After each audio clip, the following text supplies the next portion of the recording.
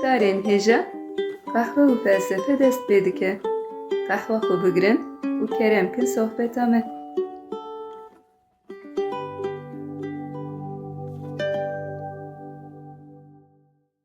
Merhaba guhdarên hêja bi beşeke nû a qehwe felsefeyê em dîsalî pêşberî we ne. Merhaba guhdarên hêja, me dîsa qehwa xwe hazir kir û bi bernameyeke nû em li pêşberî we ne. Murat ev sê beşin em behsa felsefeyê dikin. Belê em qal dikin û naqede. Di beşê borî de me behsa pênaseya felsefeyê kir, felsefe li ku derket, çawa derket, çima derket, Belê. çima dest pê kir, ew sebebê got felsefe derxist holê çi bûn me behsa van tişta kiribû. Belê. Lê bawer dikim wekû me tiştekî kêm hişt, yanî zêde me giranî neda ser, ew jî giringiya felsefeyê. Ez dixwazim vê heftê hinekî vê meselê vekim, vê mijarê vekim bê felsefe çima giring e. Felsefe çima giring e. Berî bersivê ez dixwazim hinek vê pirsê vekim Sezgîn. Yani tu gava dibêjî felsefe çima giring e, tu pêşiye de qebûl dikî felsefe tiştekê giring e. Belê. Ne wer ji pirsê viya fehm dikim. Belê belê. Yani çima tu nabêjî felsefe giring e an ne giring e. Tu viya napirsî, lê rasterast dibêjî çima giring e. Belê. Çima ev giringbûna felsefeyê çima dihşetê de çê dibe? Murat tu pir felsefî xeber didî mere. Mecbûr karê me ve Aqlê mere disekine ya. Ya felsefe giring e, yani erê rast bi qebûlkirinê me pirsa xwe kir, ez felsefê giring dibînim. Çima giring e Murat? Bila Goethe alîkariya min bike, şairê navdarê Alman. Tu pê zanî tu wî nas dike. helbet ya li mehella me kesê Goethe nas nake ji fediya nikare derkeve derve. Goethe çi dibêje? Dibêje mealen ez dibêjim tabii rasta rast dibike werne gotibe dibêje ew kesê got hesabê 3000 salan a mirovahiyê nekiribe nikare riya xwe bibîne. Yani di tariyê de dimîne. Bi min felsefe riya mirovan ronî dike. Tabii ne ronî kirineke fîzîkê helbet. Hişê mirova ve dike. Asoya mirova fireh dike. Ji ber wê felsefeyê ez giring dibînim. Ez dibêm bila felsefe di cihana me de cih bigire. Yani tu jî li ser şopa Platon derî Sezgîn. Tedî de bi bernameya Ewlî de me gotibû Platon gava pênaseya felsefeyê dike. Dibêje felsefe ew tiştek ku rihê mirov ji nav tariyê derdixe diber bi ronahiyê ve dibe. Yani ez ne wek peyrevekî Platonum lê erê tiştekî baş gotiye Platon. Belê baş gotiye. Erê çima giring e Murat felsefe? Çima giring e? Belê em di bernameyê berê de me got felsefe giring e. Yani çend cara me got em nizanin. Belkî guhdarekî xêrxwaz li ber bernameya rûnî goh bidê û bijmêre ka hela me çend cara gotî felsefe giring e. Sezgîn ji bo em bêjin felsefe giring e, an jî giring e an ne giring e. Belê. Divê em hinek qala karûbarên felsefeyê bikin. Divê em qala bandora wî li ser jiyanê bikin. Yani ka di jiyana me de çi diguherîne, li jiyana me çi zêde dike û nêrîna me ya li ser jiyanê gerdûnê çawa diguherîne. Yani ji xwe gavan van pirsa bersiv bidin, ew derkeve ortê ka felsefe tiştekî baş e, giring e an ne giring e. Gava me pênaseya felsefeyê kir, me got felsefe li ser jiyanê lêpirsîn û fikirîneke kûr e. Ev lêpirsîn bi pirsan dest pê dike. Yani wek ji navê wî jî em fehm dikin, bi pirsan ev pêvajo dest pê dike. û bi pirsan meriv li ser wateya jiyanê difikire. Li ser gerdûnê, li ser heyînên gerdûnê difikire. Ev fikirîn ne fikirinekî ji rêzê ye û meriv nikare bi fikirîna rojana re yek bigire. Tedî carna nav rojê de em difikirin êvarê ez ê çi bikim, hinek karê min ê sibê heye ez ê çawa hal bikim. Yani wek tiştên rojane fikirîneke rojane. Erê ev performanseke felsefî naxwazim. Yani ji xwe vana ne tiştên felsefî ne. Gava em qala fikirîna felsefeyê dikin, em qala fikirîneke kûr dikin. Fikirîna felsefî wek fikirîneke razber meriv dixe nav pêvajoyeke zihnî. Di vê pêvajoyê de pirsên nû derdikevin. Em rastî fikir û ramanên nû tên, yên cuda tên. Helbet van tiştên nû ji aliyê fikirî ve me pêş vedixe. û tu zanî pêşketin jî ji xwe tiştekî baş e yani. Tiştên dibin sedema pêşketinê jî ji bo me giring in. Erê jiyan diguhere jiyan bi wan guhertina pêşketina jî bi xwe re tîne, tu dibêjî felsefe jî pêşketinê tîne, çawa tîne? Belê ji alî fikirî ve pêşketineke tîne. Çawa me pêş vedixe ji alî fikirî ve Sezgîn? felsefe pêvajoyeke afrîner e. Belê. Yani gavan qala felsefeyê dikin tim ev pêvajoyê derdkeve pêşberî me. Loma felsefe ne tişteke em çawa bêjin nişkave derdkeve ortê nişkave mezin dibe û li jiyanê belav dibe tişteke werne ne. Loma dibêm Belê tim wek pêvajoyeke prosesek wê heye. Belê dibêm qala pêvajoyê bikin. Felsefe jî pêvajoyeke afrîner e. Divê fikrîna felsefî de em rastî fikrên nû û cuda tên. Ev fikrên nû em bi fikrên xwe re didin berhev muqayese dikin û em ji vana fikrên nû diafrînin. Bi vî awayî jaliyê fikr û ramanan ve dewlemendiyeke çê dibe. Me got felsefe pêvajoyekê afrîner û fikrên nû diafrîne, bi van fikrên nû têgehên nû jî diafrîne. Têgeh di felsefê de pir girîngin. Têgeh wek heymanên razber rê li ber fikrîna razber vedike û geştir dike. Yani amûrê fikrînê têgehin. Li gava em dixwazin ser tiştekî bifikirin em van têgehan bikartînin. Fikrîna razber jî ji alî zihnî ve asteke bilind e û asteke kûr e. Loma felsefe bi afirandîna têgehan qada fikrîna razber berfirehtir dike û ji alî zihnî ve jî asta me bilindtir dike. Belê. Te serî de goya te got pirsên rojane ne felsefeyê Murat. Peyvên rojane jî asteke bilind naxwaze li gor vê pênaseyete. Çünkü tu dibêje têgeh fikirîneke razber dixwaze, asteke wê heye. Loma em têgehên felsefî bi ne têgeh yani peyvên rojane nikarin muqayese dahî bikin.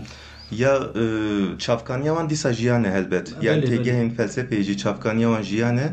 Gava em li pirsa mêze dikin, ji xwe pirsa jî em di nav de dabeş dikin. Mesela pirsên rojane cuda ne, pirsên zanistî cuda ne, pirsên felsefî cuda ne. Li gor van pirsa bersivê em didin jî diguherin. O ji bo em pirsa bibînin, ew fikrîna ku em dikevin navê jî cuda ne. Yani li ser tiştê rojane em pir kûr nafikirin. Lê li ser tiştê felsefî em dibînin, li ser pirsekî bi hezaran salan dest pê kirine ka ew pirs yani kam şavat dikarin berse bidin vê pirsê em dibînin ku pirsên giranin û bersivê wan jî loma me re dixe nav fikrîneke kûr û giran. Murat tu dikarî ji pirsên felsefî çend mînakan bidî? Belê sezgîn ji pirsên felsefî ez çend tişta bêjim tiştên tê bîra min. Mesela zanîn çi ye? Çavkaniya zanînên me çi ne? Başî çi ye? Xerabî çi ye? Wateya jiyanê çi ye? Heyîn çi ye? Van tiştan mijarê felsefê ne. Yani gava tu dibînî gişî nav jiyanê ne. Lê gava van pirsa em dipirsin ji pirsên rojane cuda ne û fikrîneke kûr lazim e ji bo van pirsan. Yani pirsên giran jî bu xwe. Ev jî heye yani ji ber ku jiyana rojane sînorik wê heye. Ji ber wê jî fikrê me jî teng dibin. Yani ku gava ku em ser jiyana xwe rojane pêdiviyên xwe ihtiyaciyên xwe difikirin. Em bi sînorin. Lê felsefe di hişê me de ye. Ji ber wê bê sînor e, qada wê fireh e. Hatta belki peyva fireh dahi sînor be, bê sînor e. Bê sînor yani gava miqala pêşketineke zihnî kir ji xwe miqala viya kir. Yani bi felsefê ev sînorê hişê me hinek berfirehtir dibe. Çimkî bi felsefê em lê hay dibin ku li dunyayê tenê fikrê me tune ye. Em fikrê filozofa dibînin, fikrên li ser çi gotine, çi fikrîne, têketine nav nîqaşên çawa û em rastî têgehên cuda tên. Bi van tiştên nû sînorê hişê me jî berfirehtir dibe. Sînorê hişê me jî çiqa fireh be, ew qas tiştekî baş e yani pêşketin jî ji xwe bi viya çê dibe. Murat, te got fikirîna felsefî ji fikirîna rojane kûrtir e, cudatir e. Ev kûrbûn ji ku tê? Sezgîn fikrîna felsefî belê ji fikrîna rojane kûrtir e û cudatir e jî wek te got. Fikrîna felsefî bi pirsan dest pê dike û pirsên nû lê zêde dike. Ev pirs bi xwe lêgerîna bersivantîne, bi xwe re lêgerîna bersivantîne û bi vê lêgerînê em berê xwe didin xwendinê. Yani wek çavkaniyekî em berê xwe didin xwendinê ka em çawa dikarin bersiveke bibînin, çawa em dikarin têgehên nû bibînin. Tedî qala me qala fikrîna felsefî kir me got amûrên wî têgehin. Yani bi kîja têgehan ev fikrîn derketine ortê, kîja têgehan bikaranîtine. Loma em berê xwe didin xwendinê. Ji xwe ne hewce li vir em qala fêdeya xwendinê jî bikin, wek guhdarê me jî baş dizanin. Xwendin tişteke baş e, tişteke pir baş e. Spota duduya. Belê. Xwendina felsefeyê berê me dide dîroka felsefeyê. Tedî di serî de te qala gotina göte kir. Te got kesî ku 3000 salê xwe nizan be wek di nav tarîtiyê de ye. Loma dîroka felsefeyê jî giring e. Bi xwendinê em dikevin nav dîroka felsefeyê. Yani em dibêjin ka filan filozof li ser vê meselê çi gotiye. Platon li ser siyasetê çi gotiye. Descartes li ser zanînê çi gotiye. Foucault li ser siyasetê çi gotiye. Bi xwendina dîroka felsefeyê em hînî fikrên cuda dibin. Lê bi min xwendina dîroka felsefeyê jaliyeke din ve giringtir e. Yani giringiyekî wî jaliyeke din ve jî heye. Gava em dîroka felsefeyê dixwînin em pêvajoyeke zihnî dibînin. Bi hezaran salan mirovahî li ser çi fikiriye, çi ji xwe re kiriye derd û bersivên çawa dane. Em di dîroka felsefeyê de van meseleya baştir dibînin. Wekî din jî em hişmendiya mirovahiyê dibînin sezgin di felsefeyê de. Yani felsefe tişteke gerdûnî ye. Loma em gava dîroka felsefeyê dixwînin em hişmendiya mirovahiyê dibînin.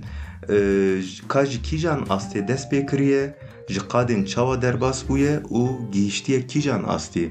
Yani ji destpêkê heya roja me çawa hatiye ev hişmendî, ev têgeh çawa çêbûne. Em viya dibînin dîroka felsefeyê de. Helbet vana giş bi berheman derdkevin pêşberî me. Felsefe me got fikrên nû diafirîne, têgehên nû diafirîne, lê ji aliyekê ve jî berhemên nû diafirîne, berhemên nivîskî diafirîne. Dîroka felsefeyê ji aliyê berhemên nivîskî ve kulliyateke mezin û dewlemend ji me re hîştiye ji xwe çavkaniya me herî giring jî ev e. Yani loma gava em qala fikrîneke kûr dikin di felsefeyê de çavkaniya me xwendinên felsefeyê ne û bê xwendin jî ji xwe fikrîn nabe. Yani ji bo tu li ser tişteke bifekirî dibê hinek tişt di mejiyên te de di hişên te de çend têgeh hebin, çend agahî hebin ku tu vana bikar bînî û fikreke nû derxî. Yani wek malzeme divê destê te de hinek tişt hebin, ew jî bi xwendinê dikeve. Loma em dibêjin bixwînin, bixwînin û bixwînin. Erê Murat têgeh giringin. Bi rastî jî têgeh qadên nû li zimanê me vedike. Hişê me jî fireh dike. Yani gava ku em ne tenê felsefe, ser qadeke din jî em dixwazin hûr bin. Em ser vê xwendinê bikin, em têgehên nû em mecbûrin bikar bînin. Bielimin, bixwînin. Loma têgehên nû zimanê me jî dewlemend dike, geştir dike. Rast. Rast e, têgehên nû çi qas zêde bibin di zimanê me de, sînorê zimanê me jî ew qas mezintir dibin. Çünkü û fikrîna me jî. Belê, fikrîna me jî yani têkiliyeke dualî di nav de heye. Tu zanî jiyan tim diguhere. Yani xunû vedike, ziman jî xunû dike li gor jiyanê. Loma têgehên nû dikevin nav jiyana me, li gor meseleyê nû têgehên nû jî dikevin nav jiyana me û bi vîya wî zimanê me jî dewlementtir dibe. Murat bahsa dîroka felsefeyê jî kir, lê filozofek tenê tune. Tuneye. Belkî bi sedan, bi hezaran belkî jî nizanim hejmarek. Wala ez jî bawer bike, ez jî nizanim. Lê her filozof fikrek nû he. Ne, hişek nû he, asoyek nû he. Nîqaş, nav bera wan de nîqaş jî çê dibin. Belê, nîqaşên fikrî ji xwe taybetmendiyeke felsefeyê ye. Felsefe rê li ber nîqaşên fikrî vedike. Ev nîqaş jî nîqaşên nû diafirînin. Yani gava em qala felsefeyê dikin, em wek te got em qala tenê filozofekî an jî qala fikrekî nakin. Fikrên cuda hene, nêrînên cuda hene. Loma nîqaş derdikeve em berî me. Yani bê nîqaş ji xwe pêşketin jî nabe. Tabii em qala nîqaşên fikrî dikin. Di nîqaşên felsefî de sezgîn meriv pirdengiyê dibîne. û fehm dike ku li cîhanê tenê fikrek tune ye. Yani dîroka felsefê viya baş nîşanê me dide. Li ser heman mijarê em sedan fikrên nû dibînin, fikrên cuda dibînin. Loma em dibînin ku dengek tenê, rengek tenê tune ye. Ji xwe gava me qala felsefeyê kiribû, me gotibû di felsefeyê de teqeziyeke xurt tüneye. Yani li ser meseleyeke em dikarin rastî gelek bersivan bin, rastî gelek fikran bin. Bi viyan tê digîjin encameke. Yani em dibêjin belê ez xwediyê fikrekê me, xwediyê rastiyekê me, lê însanên din ne mecburin rastiyan me biparêzin. Çimkî ew jî wek min xwediyê rastiyeke dinin. Bi vê qebûlê re li hemberî însanên din rêzgirtineke fikrî çêdibe. û ji xwe ev qebûl rê li ber nîqaşên fikrî ve dike. Yani gava tu bêjî tenê rastiya min heye, tiştê ez dibêjim teqez rast e, wekî din tiştek nemimkün e, ez bersiveke din qebûl nakim, tu nikarî nîqaşeke felsefî bimeşînî. Yani tu rê li ber nîqaşê digirî wê çaxê. Ji bo nîqaşên fikrî divê tu serî de qebûl bikî, însanê li hemberî te jî wek te xwediyê fikrekê ye û şaşî û rastiya fikrên wî jî qansî fikrên te ye. Loma wek em di jiyana rojane de jî dibînin, nîqaşên fikrî nekarê herkesî ye mixabin. Yani kesên fikrên dinê biçûk dibînin, bêqîmet dibînin, tahammüla wan ji fikrên cuda re tune ye, nikarin bikevin nav nîqaşên fikrî. Ji ber ku bi çaveke û tenê jaliyekî ve li jiyanê dinêrin û îhtimal nadin ku fikreke din hebe, bersiveke din hebe, alternatîfeke din hebe, ji xwe ev jî ji kêmasiya felsefeyê bimin. Di dîroka felsefeyê de Murat filozofekî ya jî filozofekî ji aliyê fikrî ve hişk heye. Yani yekê got tenê bêje fikra min rast e, tenê ez rastim, filozofekî bi vî rengî, yani ya jî karibe be filozof. Ya kesê got tenê ser fikra xwe israr bike. Ya serîn filozof gava fikrên xwe pêşkeş dikin, fikrên xwe tînin ziman, fikrên xwe diparêzin helbet. Yani dibêjin ev fikrê min rast e. Lê gava viya diparêzin, haya wan ji dîroka felsefeyê jî heye, haya wan ji derdora wan jî heye. Yani ji xwe gava bêjin Ji vê qonağa pêvajoya em bêjin guhertinê jî haydarin û ser vê qabûlkirinê esas felsefeyê dikin. Belê, yani gava tu bêjî vay min li ser vê meselê vê bersivê da û êdî tu bersiv ez qebûl nakim, tu nikarî felsefe bikî. Yani gava tu bersiveke didî di felsefeyê de divê tu zanibî ev bersiv ser vê bersivê rexne çêbin, nîqaş çêbin, belkî 7 sal şunde 200 sal şunde yek derkeve tu vê qebûl dikî yani. Erê tu vê qebûl dikî, loma tu felsefe dikî. Yana tu bêjî wekî din bersiv ez qebûl nakim, ji xwe tu nikarî felsefe bikî. Erê te got rexne Murat, gava got tu tiştekî datînî holê dibi ku ev fikir bi, dibi ku ev berhemek bi, ya jî mesela ev podcasta got niha em dikin, ev qeyda me, yani em nikarin bêjin na hûn nikarin me rexne bikin, kes bila şîrove neke ser me. Yani bira şîrove bikin, şîroveyên baş bikin. Na em vekirîne. Erê rexne û nîqaş hinekî em van tê gavekin Murat. Belê, yani di felsefeyê de em qala rexneyê dikin sezgîn, felsefe bi xwe re rexneyê jî tîne. Rexne ji bo jiyanê, ji bo civakê tiştekî erînî ye. Bê rexne em nikarin qala pêşketina civakê bikin. Çünkü bi rexneyê em şaşî û kêmasiyê tiştan dibînin. An jî aliyê wanê baş dibînin. Yani rexne gava em qala rexneyê dikin tim kêmasî, şaşî, an jî wek tişteke neyînî em dibînin. Lê wek me got di rexneyê de aliyê wanê baş jî em dikarin bibînin. Yani rexne tişteke dualî ye. Bi rexneyê gava em kêmasî û şaşiyan dibînin, em dikarin bigîjin çavkaniya pirsgirêkan û bi vî awayî li ser kêmasî û pirsgirêkên civakê bifikirin. Yani û bi rexneyê em dibin xwediyê nêrîneke piralî. Yani li bûyeran, li pirtûkan, li derdora xwe em bi çaveke din dinêrin û van tiştan em wek heyî qebûl nakin. Yani em nabêjin way viya awa ye û qediya çû. Em dibêjin viya çima awa ye. Ev pirsêza guhertinê jî dideme. Yani tu gava pirseke vê pirsê dipirsî, tu qebûl dikî ki di viya de kêmasî heye, şaşî heye, yani jî aliyekî ne bi dilê te heye û tu van tişta bi vê pirsê çêtir dibînî. Loma rexne wek nêrîneke piralî imkan dide ku em tiştan bi çavê xwe bibînin û bi fikrên xwe binirxînin. Ev taybetmendî hişê me ji bindestiya hişên din derdixe û hêza hişê me bêhtir derdixe meydanê. Yani gava em karibin bi çavê xwe li jiyanê binêrin, bi çavê kesên din na bi çavê xwe li jiyanê binêrin, em dikarin fikrên xwe jî biafirînin û ev jî ji xwe hêzeke mezin e.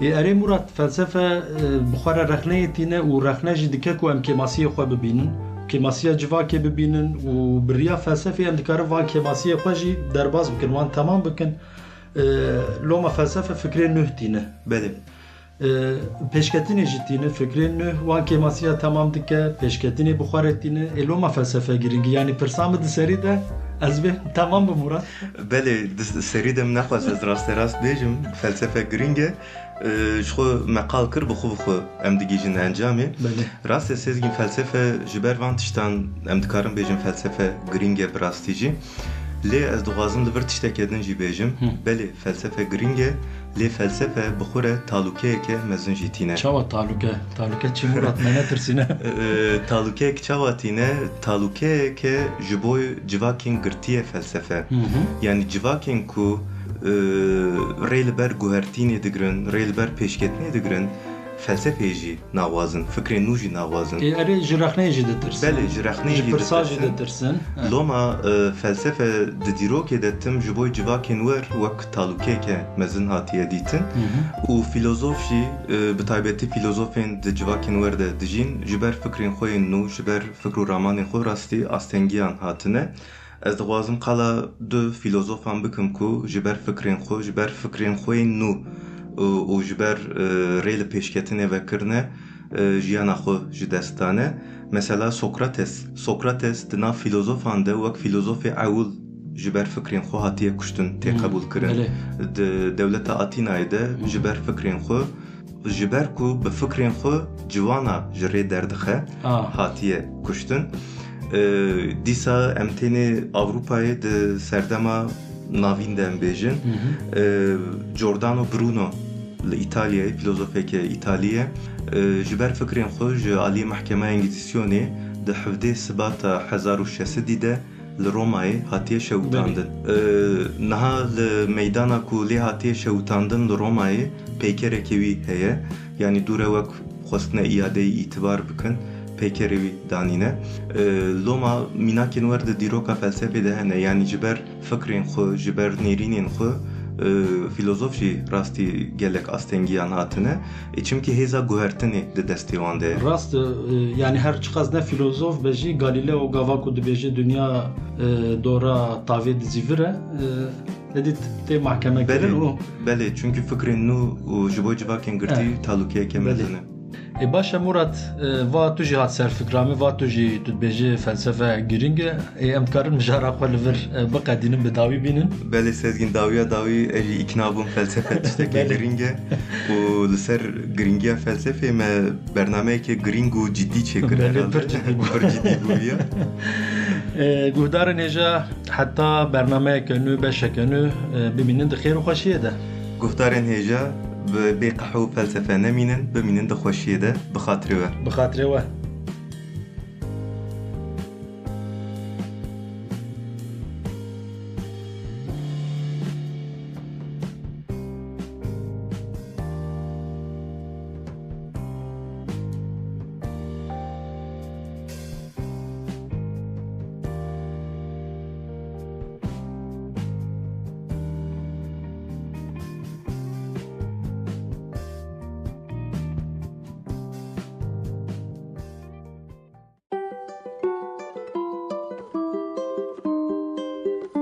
Kahve û felsefe